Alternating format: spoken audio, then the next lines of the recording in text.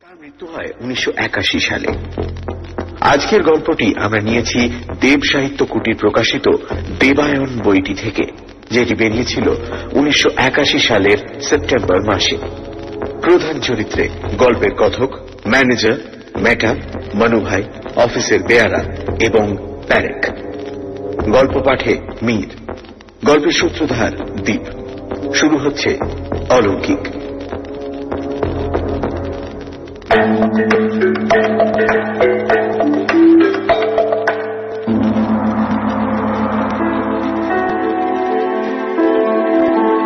BCom পাশ করেছি আজ বছর দুয়েক।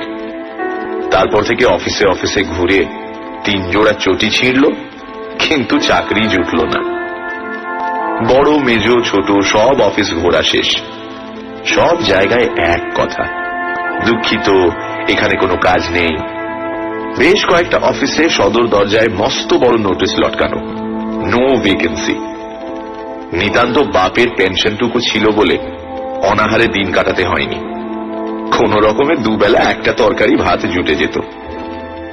টিউশনের অনেক চেষ্টা করেছি, পাইনি। আজকাল স্কুলের শিক্ষক ছাড়া কেউ টিউটার রাখতে চায় না। শুধু পড়ানো নয়, প্রশ্নপত্রও যাতে জানা যায়। এই রকম যখন অবস্থা, তখন অদ্ভুত এক কাণ্ড ঘটল। এমন অদ্ভুত যে এত বছর পরে ঘটনাটা মনে হলে গায়ে কাঁটা দিয়ে ওঠে। মাঝে মাঝে ভাবি, সত্যি কি এটা ঘটেছিল? পার্কে একটু বিশ্রাম করে আবার চাকরির সন্ধানে বের হলাম। বড় রাস্তা ছেড়ে স্যাঁতস্যাঁতে গলিতে অন্ধকার সিঁড়ি বেয়ে ছোট ছোট অফিসে ঘোরা শুরু করলাম। একটা খুব পুরনো বাড়ি, ফাটা নল বেয়ে জল গড়িয়ে পড়ছে। শ্যাওলায় ইঁটগুলো সবুজ হয়ে গেছে। সিঁড়ির অনেকগুলো ধাপ ভাঙা। সামনে মাঝারি একটা সাইনবোর্ড, জেনারেল ট্রেডিং কোম্পানি। জানি কিছু হওয়ার নয়, তবু বরাত ঠুকে সাবধানে সিঁড়ি দিয়ে উঠে পড়লাম।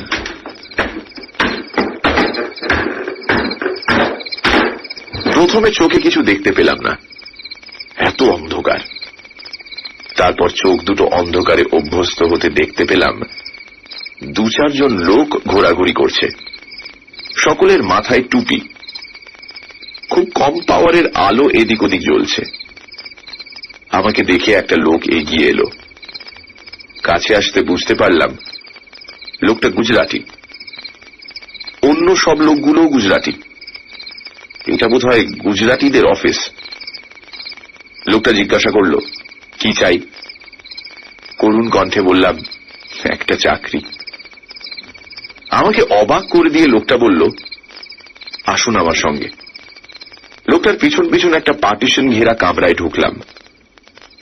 ছোট একটা টেবিল, তার ওপাশে শীর্ণ কায় একটি লোক, তার মাথাতেও টুপি। ঝুঁকে পড়ে একটা চিঠি পড়ছিল।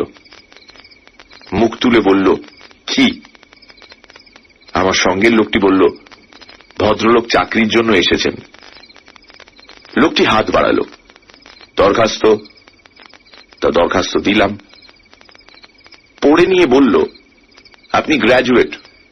ঠিক আছে, আমরা আপাতত 150 টাকা দেব, যদি টিকে থাকতে পারেন তো দেখা যাবে। নিজের কানকে বিশ্বাস করতে পারলাম না। মনে হলো ভুল শুনেছি। তখন আমার এমন অবস্থা, 50 টাকা চাকরি পেলে নিজেকে ভাগ্যবান বলে মনে করতাম। হে রাজি? সঙ্গে সঙ্গে আমি মাথা নাড়লাম। লোকটা বেল বাজাতে একটা বেয়ারা এসে ঢুকলো। বেয়ারাকে দেখে মনে হলো গুজরাটি নয়, উড়িয়া। মেটা ভাইকে ডেকে দাও। মেটা কামরায় ঢুকতে বলল, একে একটা নিয়োগপত্র দিয়ে দাও, 150 টাকা মাইনে, প্যারেকের জায়গায় চাকরি করবে। মেটা অদ্ভুত দৃষ্টিতে আমার দিকে কিছুক্ষণ দেখল, তারপর বলল, আসুন। বাইরে এলাম। আপনি ওই চেয়ারটায় ততক্ষণ বসুন, আমি আপনার নিয়োগপত্র দেবার ব্যবস্থা করছি। একেবারে কোণের দিকে একটা টেবিল, পিছনে চেয়ার। টেবিলের উপর দোয়াত, পেন্সিল, কলম, কাচের টেবিল চাপা। ওই চেয়ারে বসে পড়ুন। প্রায় সারা অফিসের বাবুরা এসে জড়ো হয়েছে, তাদের চোখে কৌতূহল। আমি চেয়ারে বসতে গিয়ে লাফিয়ে উঠে পড়লাম। কে যেন চেয়ারে বসে রয়েছে, আর আমি তার কোলের ওপর বসে পড়েছি। উঠে দাঁড়িয়েই আশ্চর্য হলাম, চেয়ার খালি, কেউ তো নেই। তবে বুঝতে পারলাম আমারই ভুল।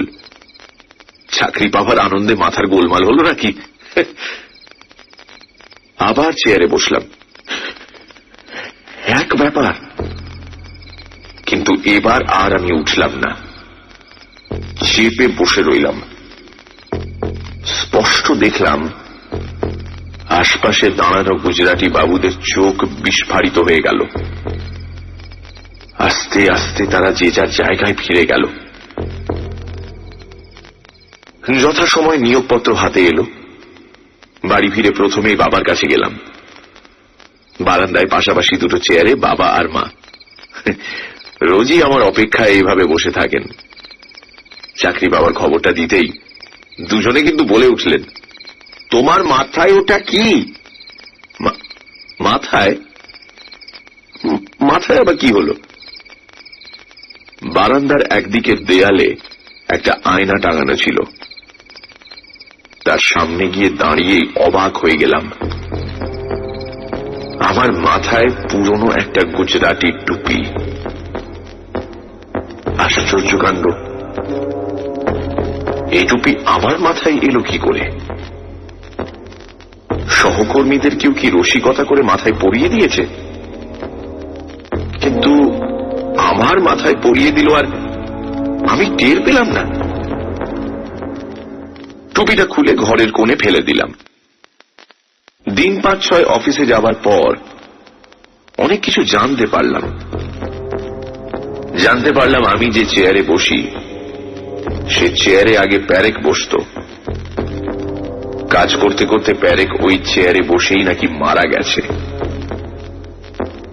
অফিসের সকলের ধারণা প্যারেক এখনো ওখানে বসে। প্রথম দিন চেয়ারে বসতে গিয়েই মনে হয়েছিল